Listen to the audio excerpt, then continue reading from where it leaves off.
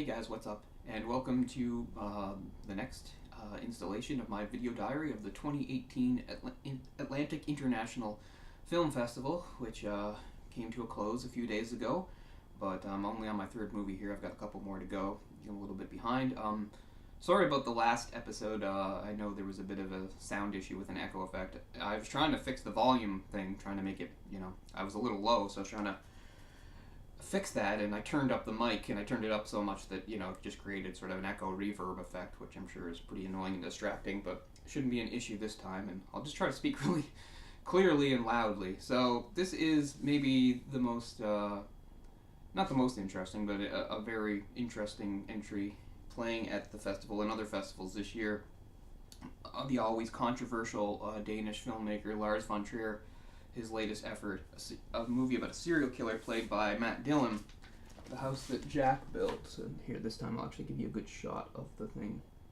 There's a good shot there. That from Atlantic Film Festival. I was really excited to see this movie and a little bit nervous because I knew his reputation. I've seen a few of his films, not that many though, honestly. There's quite a few I'd be interested in seeing. I've seen both volumes of Nymphomaniac, which is very long. There's probably one or two others I've seen that I can't think of. But of course, he's one of the more controversial filmmakers working today. A central theme of most of his movies is sort of how humanity might be inherently bad. It's usually about how deep down people aren't good, or just the terrible acts that people are capable of committing, or the I don't know if I want to use a word strong as evil, though it certainly works in this, the evil that is deep down in some people, even in everyday life. I'd really like to see Dogville, which is a movie that is somewhat reviled and also acclaimed. I know it's a really long, depressing slog that's basically just about having no redeeming characters whatsoever, and then a very bleak ending to sum it all up. I'm sure it's probably a long, difficult watch. It has Nicole Kidman in it, but I'd like to see it. Anyway, so this is a bit more entertaining, I think, in that we get to follow the exploits of a serial killer, the titular Jack, played by Matt Dillon. Quite a hell of a role for him to take on, because people have played serial killers in movies before, but they're not usually in this sort of brutal style, really. They're more cinematic, whereas this is a lot more real-world and visceral in a lot of ways. The two movies I directly compare it to are probably, and in very much that vein, is Henry Portrait of a Serial Killer, which is really memorable for being that kind of movie where it's kind of uncinematic and just abrupt and brutal, and everything's just, everything's very sort of plain and real life, and it makes the violence and stuff all the more shocking because there's no stylistic elements to it or anything like that. It's just very bleak and in your face. And also the much more stylish and cinematic American Psycho. It kind of reminds me of a combination of the two, although this movie is more arty and high concept than either of them. What it shares with American Psycho is that we get some narration from the main character, the killer, as he talks about his life. Now, in this, he decides to recount his life through 5 incidents. So the movie's structured into 5 parts plus an epilogue. And he says the incidents aren't really in any particular order, and he just sort of chosen them at random. Eventually, we find out that he's not just talking to us, the audience, he is addressing another character. Now, I'm going to do a spoiler-free review here, so don't worry, I'm going to tread carefully here. I'm just going to say, he does name the person he's talking to a few times, and I don't even think I caught it, but by the time, and he says, I don't think I thought much of it the first couple times I heard it, but eventually it started to dawn on me. Now, if you're somebody like me, and you're familiar with classical literature, I sound smart, don't I? With classical literature, the name could be a tip-off as to where the whole movie is going and what's going to happen. So I'm not even going to say the name. Okay, we'll save that. You want to see it in the movie. I know for some people I could say the name and it wouldn't mean anything to them, but we're just going to err on the side of caution and not even say the name. So he is recounting some of his exploits as a serial killer to this person, who does sometimes talk back and comment. So it's broken into that structure, but while it's broken into 5 incidents, sometimes he'll digress and go into another tangent during it. In fact, Lars von Trier was quoted as saying that's like the new type of filmmaking he liked to do, which is sort of where the narrative takes sort of a digressional paths here and there in the structure. So that happens sometimes. So it's not always just the five incidents. Sometimes within the incidents, he'll digress and talk about something else too. Sometimes, from his past or childhood. So this movie, of course, I think it premiered at the Cannes Film Festival. His triumphant return after being banned from some festival years before, and it's notable in that over 100 people were disgusted with it and walked out. Now, what's worth noting about that is, yes, that happened, but there were well over 1,000 people that did stay and gave the film a resounding, I think, standing ovation for several minutes afterwards. So, yeah, this movie is... It's brutal and it's disturbing and all that stuff, so obviously certain people it's not going to appeal to. And also, there's certain people that think they can watch this type of movie, but they don't know what they're in for because maybe they watch slashers or something like that. This is not sort of your conventional slasher in any way, shape, or form. And, there's content and tone and stuff in this movie that some people just aren't going to dig and going to find really awful. And of course, the really sensitive part, and I'm sure I'm not spoiling anything, is that there is the killing of at least a few children, and some people just can't handle that. And I've seen some angry comments on Twitter saying, there's nothing redeeming or artistic or entertaining or interesting or whatever about seeing the murder of children. I disagree. Not that I want to see children murdered. I just mean I think it can be done in a way that is artistic and fits a plot and fits a story well. And I think it does very well in this. It gives you a good idea. But I just mean, so if that kind of thing really disturbs you, you're gonna have to skip this sort of movie because I know lots of people can become a little desensitized to the violence of slashers and stuff. But this is sort of a different level. So that does happen. But Lars von Trier. I very much feel like this, and I'm not the first person to say this, I'm hardly the first person, is that I think this movie is very much a direct response to his critics, because even before this movie, he's been called every name in the book. He's been called misogynistic, he's been called a sadist, and all this stuff, And I think this is him just sort of directly addressing them, showing them, oh yeah, well, and also the other thing is, when Jack is talking about his exploits, he's talking about it within the context of art. He's calling all his killing art, and he'll often make digressions again and talk about he's an engineer and he talks about architecture, and he makes some comparisons between the art of architecture and his killings and stuff like that. He's trying to make the argument that his murder very much is an art form and that he is an artist of the highest level. Again, that's not new. We've seen that with other killers and stuff like that. Maybe most notably in popular fiction, the Joker would talk about it. But this goes quite in depth, which I think is really interesting. So yeah, this is our artistic movie. It has all sorts of, again, digressions and stuff.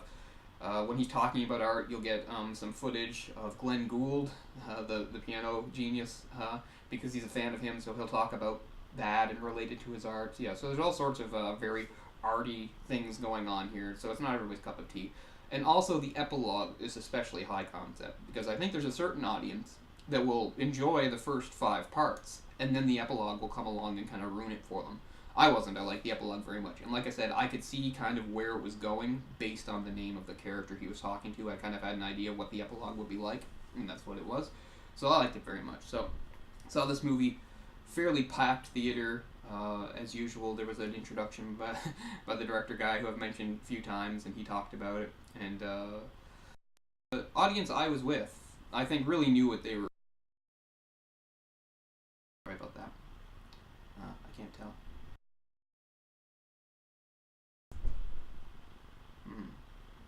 Okay, hopefully it's running smoothly now. Sorry about that, guys. I wonder if I paused or anything. If not, that's just me stopping because I was looking at the playback.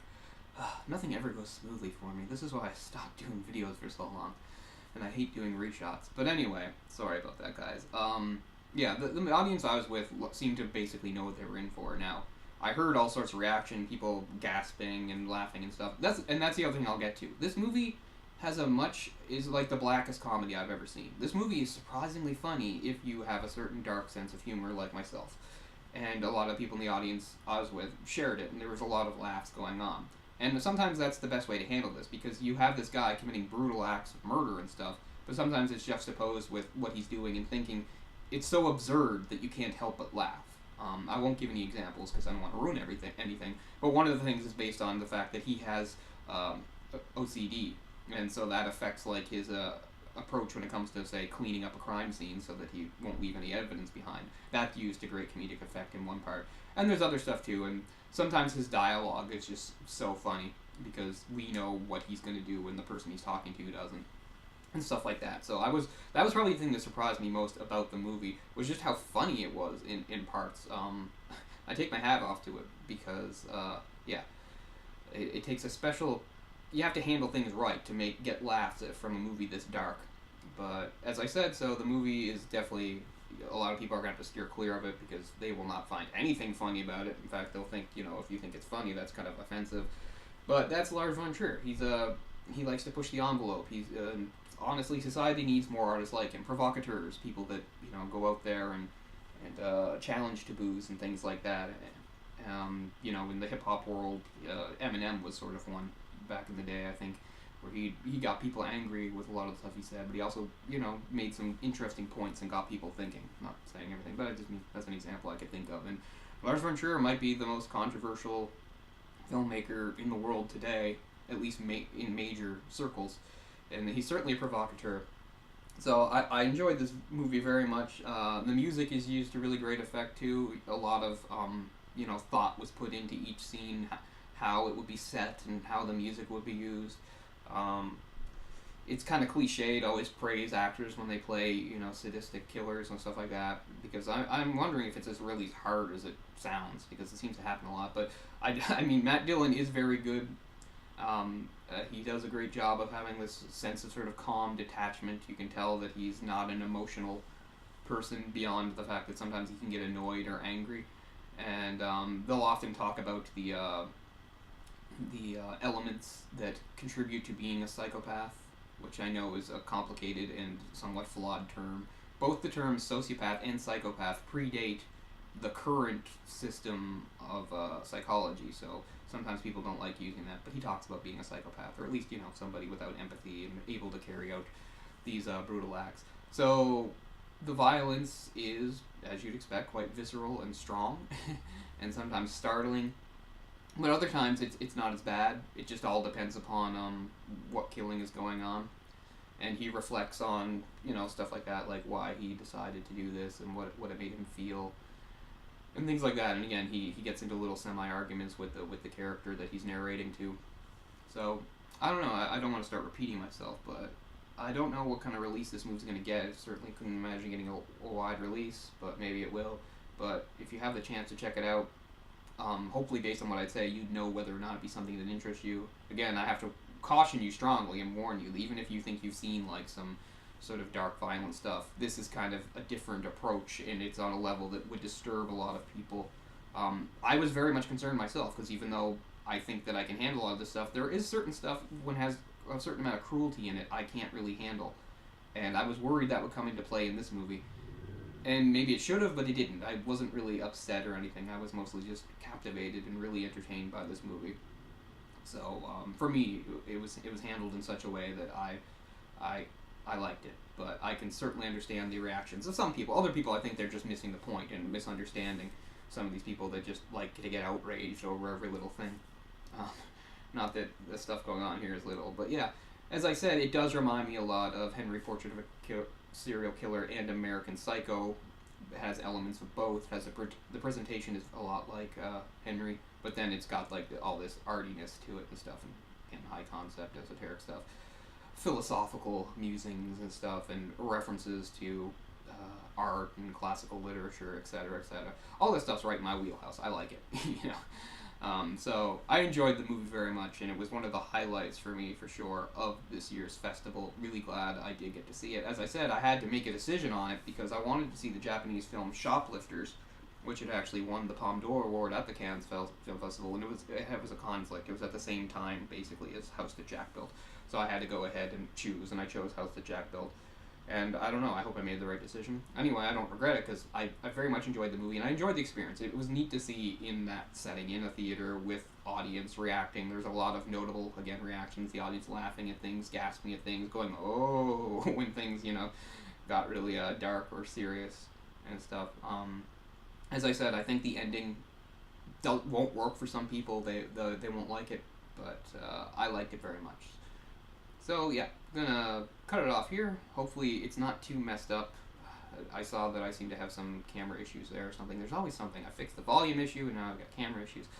I don't know. But anyway, so I've still got a couple more to go on this. The next one I was debating whether or not I should do it because it's not a new movie like most of the festival ones are. You know, it's a special re-release or restored version of one of my favorite movies, the brutally, and this is an upsetting movie, but beautiful. The film Grave of the Fireflies, which is the saddest movie I've ever seen, honestly. And I'm speaking, I'm not saying that flippantly or hyperbole, using any hyperbole there. I'm a guy that's seen a lot of movies. I've seen some, 2,600 movies maybe. Certainly way more than the average person. I'd see even more if I didn't rewatch movies. Same thing with books. I'd probably read more. I read a lot of books, but I'd read even more if I wasn't a rereader, but I love to reread. But anyway, sorry, digression. But, yeah, now I forget what I was talking about. Man. No, Grave of the Fireflies, of course. I didn't forget. Grave of the Fireflies, very sad movie, but very beautiful and haunting, and a much shorter movie. And I watched two on the last day. The last day was Thursday. I watched that in the afternoon, and then I finished with Under the Silver Lake. So I'm going to do episodes on both those. Maybe Grave of the Fireflies will probably be a bit short, because, again, it's not new, and I don't know what I can say that hasn't already been said about it, although it's a beautiful, beautiful movie, although just heart-wrenching. It deals with, people don't know the subject matter. It's dealing with war orphans in World War II in Japan towards the end of the war and their struggle to survive. And it's just very, very powerful, moving movie. It's 30 years old now. It's from 1988. Of course, I didn't even see it until I was an adult. I was probably in my early 20s the first time I saw it when I was making my way through the Studio Ghibli films. It's a more overlooked one in that it's not Hayao Miyazaki. It's a Hayao Takahara. Hopefully I got the name right. I haven't looked at it in a while. But anyway, we'll save that for the next episode and talk about that. But so this was The House that Jack Built. I enjoyed it very much. Hopefully by my description you can judge for yourself whether or not you'd be interested. I do caution you strongly again, but if you're familiar with maybe some of Lars von Trier's work, you'll have somewhat of an idea what to expect, and plus the comparisons I made. Like I said, if you enjoy something like Henry Portrait of a Serial Killer, I'm sure you can handle this and might like it. Although, again, maybe you might have some problems with the themes or the stylistic presentation. I like them very much. I thought it was a very strong movie. So that's going to do it for now, and I'll be back soon to talk about Grave of the Fireflies, and then we will wrap up with Under the Silver Lake, which I have a lot of mixed feelings on. I think out of all the movies I've seen, it's the one that's caused me the most reflection, where I'm really trying to figure out what I think about it. So that's coming up soon, too. God, I hope my camera isn't screwing up again. I'm looking at my playback. Worse. I will cut it off now. Alright, peace guys. Thanks so much for watching. I'll see you later. Bye bye.